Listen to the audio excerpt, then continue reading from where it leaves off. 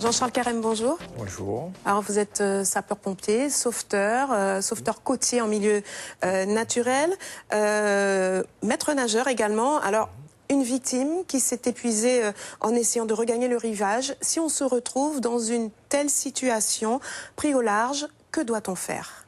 À ce moment-là, il faut éviter d'essayer trop de se débattre.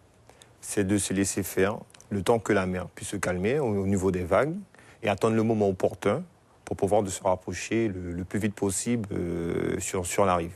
Mais chercher à se débattre, à essayer de revenir, comme le badaud l'a expliqué tout à l'heure.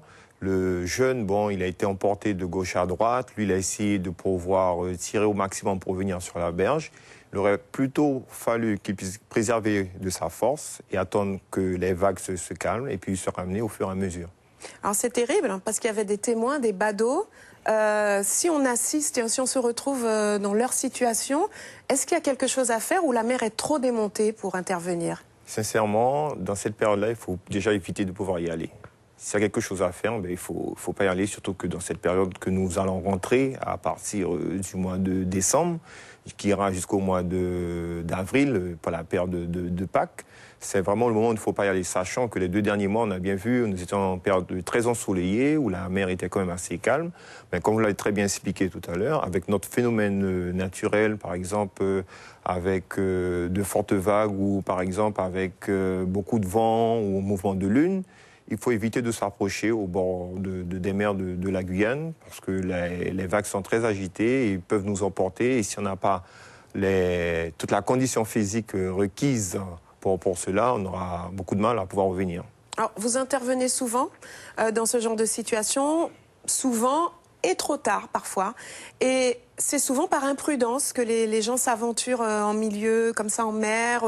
C'est de l'imprudence, ils présument de leur force. On peut savoir nager et se noyer en milieu naturel? On peut essayer de pouvoir le préserver. Les jeunes, bon, jusqu'à maintenant, ce sont des jeunes hein, qui se noient, c'est un petit peu dommage. Et hier, c'était un de trop, vraiment. Et jusqu'à maintenant, nous intervenons dans des moments pour pouvoir récupérer le corps. Mais c'est toujours quelque chose pour la victime. Mais nous, on aurait aimé ne pas arriver jusqu'à ce niveau-là. Et la première des choses qu'il faudrait faire pour les gens qui vont assister à ce genre de phénomène où la personne sera en difficulté, c'est de pouvoir bien relever l'endroit où se trouve le naufragé, de façon à prendre un point de repère naturel, nous donner ces éléments-là, et nous, on mettra tous les moyens en action de façon à pouvoir récupérer le corps. Alors Jean-Charles Carême, il y a beaucoup de milieux, enfin, il y a beaucoup de sites sur lesquels les gens vont se baigner. Alors on sait que ça coûte cher de faire surveiller les plages ou les bords de rivières. Est-ce qu'il n'aurait pas fallu peut-être mettre en place des bouées ou des bouées, par exemple, pour que les gens puissent porter les premiers secours ou il n'y a pas des choses à faire? C'est une idée comme toute autre qu'il faut tester. Bon, au niveau des pompiers dont nous sommes là pour pouvoir faire de la prévention sur le bord des plages ou tous les milieux naturels par l'intermédiaire des associations. Bon, maintenant, il faut qu'on puisse se concerter les différents services, les différentes collectivités, de façon à mettre différents moyens, comme par exemple, vous l'avez cité, par exemple, trouver un moyen de mettre des bouées, par exemple, sur le bord de mer, envoyer. Mais il faudrait fallu quand même éviter, quelle que soit la personne qui va pouvoir porter secours, de pouvoir y aller. Vaut mieux laisser les spécialistes, c'est-à-dire les pompiers, de pouvoir mener l'opération. Enfin, il y a une opération qui a débuté dans les communes, Ma Guyane Nage, qui permet aux enfants du fleuve où il n'y a pas de piscine, de bassin, d'apprendre à nager. En Guyane, 60% des enfants qui rentrent en 6e ne savent pas nager. Est-ce qu'il faudrait... enfin, il faut continuer, voire...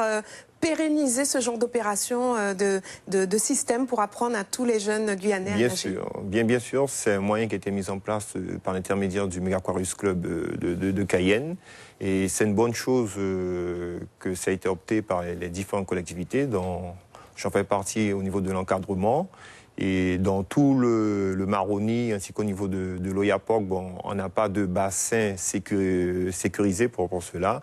Et cet outil est vraiment très adapté et ça permettrait aux différentes écoles, parce qu'auparavant tout le monde venait à l'école sur Cayenne où on avait des bassins sécurisés. Bon, maintenant, avec la décentralisation, tout le monde veut rester dans sa commune, mais c'est un moyen qui tombe à pic, et comme ça va permettre aux enfants qui restent là-bas d'avoir une zone de sécurité, et ça permettra aussi de former des gens dans la commune et de pouvoir augmenter le taux de nageurs. Dans un milieu naturel, justement, puisque c'est souvent là d'ailleurs que vous avez à intervenir où il y a des noyés. Exactement. Merci Jean-Charles Carême d'avoir accepté notre invitation. On retient donc qu'il faut éviter de se baigner en marée haute en ce moment et ce jusqu'au mois d'avril. Merci. Merci.